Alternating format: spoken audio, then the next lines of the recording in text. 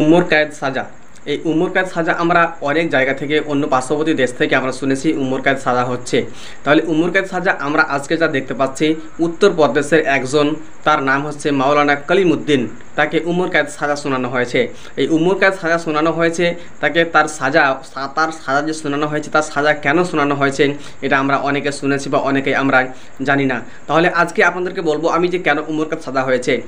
Umar Quaid সাজা হয়েছে এই কারণে যে আমাদের ভারতবর্ষে উত্তরপ্রদেশের মোহাম্মদ কলিমুদ্দিন, মাওলানা কলিমুদ্দিন, তিনি তার উপরে আঞ্জাম লাগিয়েছেন, তার উপরে আঞ্জাম দিয়েছেন যে উনি ভারতবর্ষের হিন্দুদেরকে মুসলিম করছেন, মুসলমান করে দিচ্ছে জোর জবরদস্তি। তাই বলে তার উপরে কেস করে হিন্দুরা।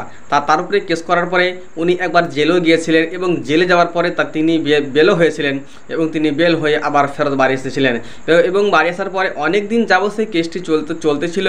এই সেপ্টেম্বর মাসের 11 তারিখে তার উমর কায়েদ সাজা শোনানো হয়েছে। এই উমর কায়েদ সাজা শোনানো হয়েছে, এই যে বললাম উমর কায়েদ সাজা শোনানো হয়েছে, এই যে বললাম যে হিন্দুদেরকে মুসলিম করানো হচ্ছিল, হিন্দুদেরকে মুসলমান করছিল, উনি মুসলমান করছিলেন জোর জবরদস্তি। কিন্তু আল্লাহ রাব্বুল আলামিন বলেছেন এবং আল্লাহর নবী বলেছেন যে কোনো মানুষকে মুসলিম করতে গেলে তাদের উপরে কোনো জোর জুলুম করানো যাবে না এবং তারা যদি স্বইচ্ছায় আসতে চায় তাদেরকে স্বইচ্ছায় মুসলিম করতে হবে এবং ইসলাম ধর্ম গ্রহণ করাতে হবে। কিন্তু এই মাওলানা এই ভুল করেননি, মোহাম্মদ মাওলানা কলিমুদ্দিন এই ভুল করেননি এবং তারপরেও তাকে সাজা শোনানো হয়েছে এবং তিনি জানেন যে যদিও বা এই ভুল আমি করে দিই তাহলে কিন্তু তাকে সারা জীবন আজীবন কিয়ামত তাক তাকে জাহান্নামের মধ্যে জ্বলতে হবে।